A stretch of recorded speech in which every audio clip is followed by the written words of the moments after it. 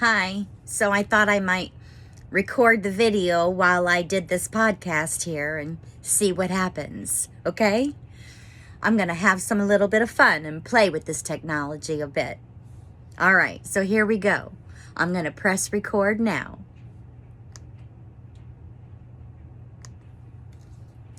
Okay. I've not written a long-form post in a while, and it's been a haphazard time of adjustment. A new semester begins, and not everything goes as planned. You've made every effort to foresee any obstacles, but you can't see them all. You can't plan for them all. Sometimes when I'm frustrated, I want to throw my hands into the air and say, why plan at all? Then I stop myself. Sometimes I'll remind myself that isn't what we do. I am not like her. Then I remind myself there are parts of me that are very like her. And a part of the reason that I am here where I am today is undoubtedly motivated by the struggles I saw her face and overcome, or so I believed. I've been in this phase and am unsure how long it will last, but that is okay. I've learned to be patient with my process. We all have our own process. I do not owe anyone the reason for my clarity. It is for me to own and for me to decide how, when, and if to share it or not. But anyone's free to ask me a question if they'd like. I'd be happy to share it if I'm so inclined. It's a time of out with the old and in with the new, as my grandmother would say. My beautiful, vibrant mother, my mama, had a habit of running away, of running rather than facing problems, of running and getting into trouble. I wasn't perfect, not as a mother. I had my own methods of running away. I've admitted as much to my own children, my grown children. Sometimes I bit my tongue against the impulse to defend myself. Sometimes I failed. Sometimes the words that were spoken inspired no memory at all, a blank spot where their pain-filled memory story should have been. If time travel were possible, would you change what you could? It's interesting to ponder, but wasn't there some science fiction movie about the butterfly effect? That sounds something that would be quite dreadful, don't you think? I mean, what kind of damage could you do to those joyous parts of your life that you experience? Interesting and quite mind-bending.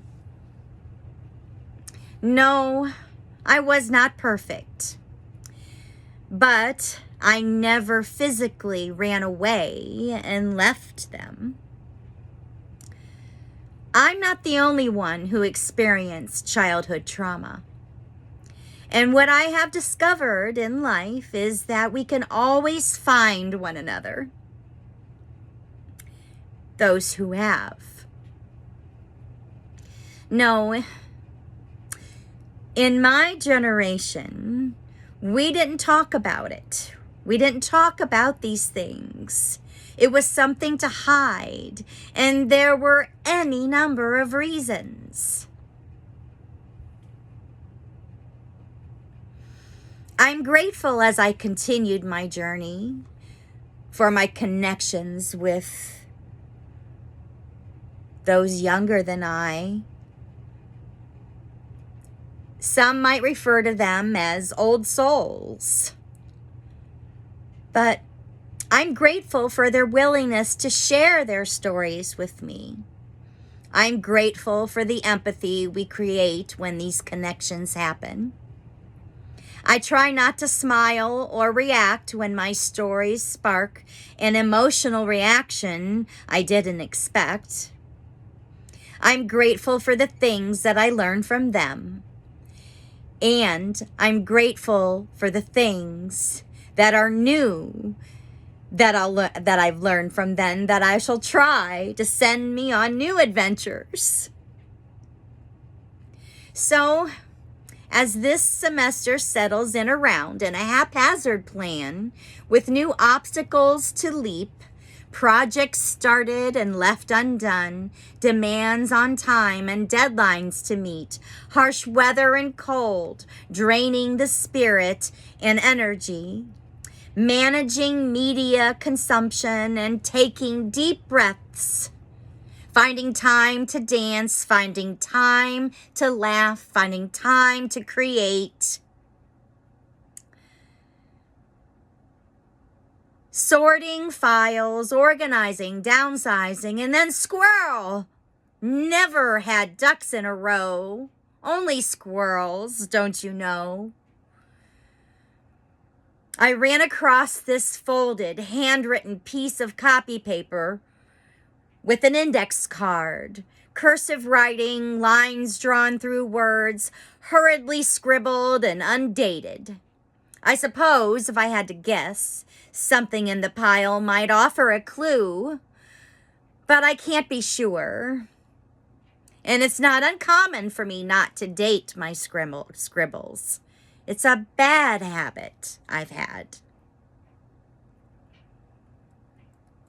That's why I'm kind of glad that some things are dated automatically, because I'm between analog and handwritten half the time, and I can never seem to commit to one or the other.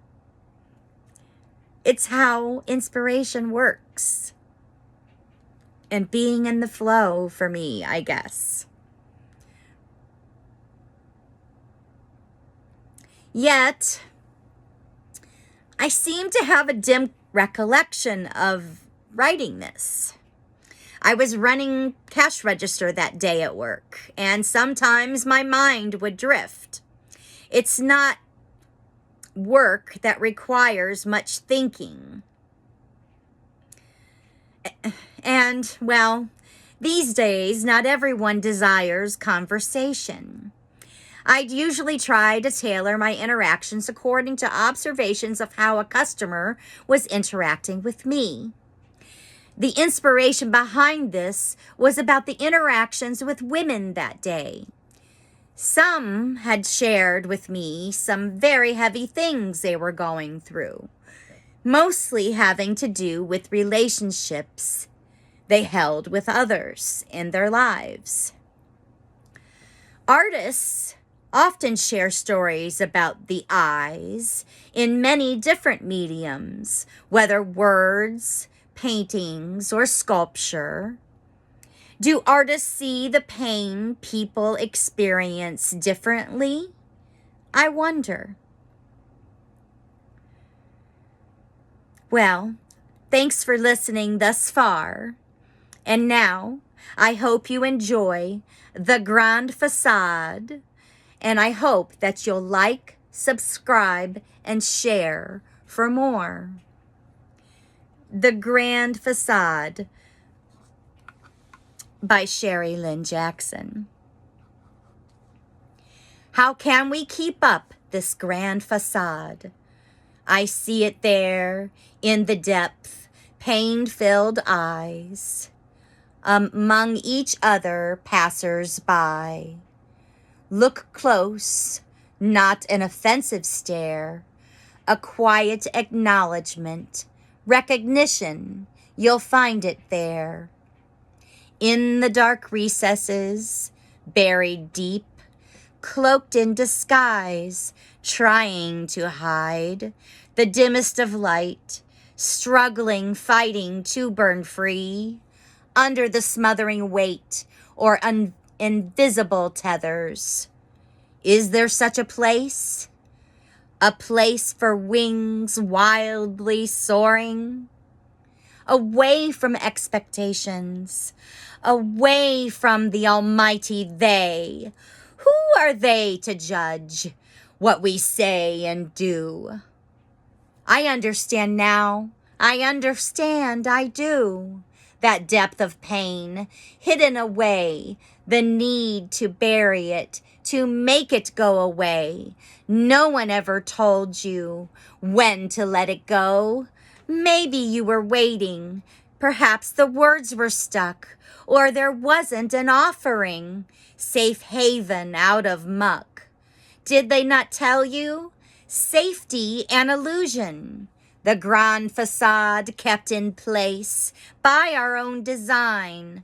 Time doesn't stand still. That small glowing ember. Fan it to life or foot the bill.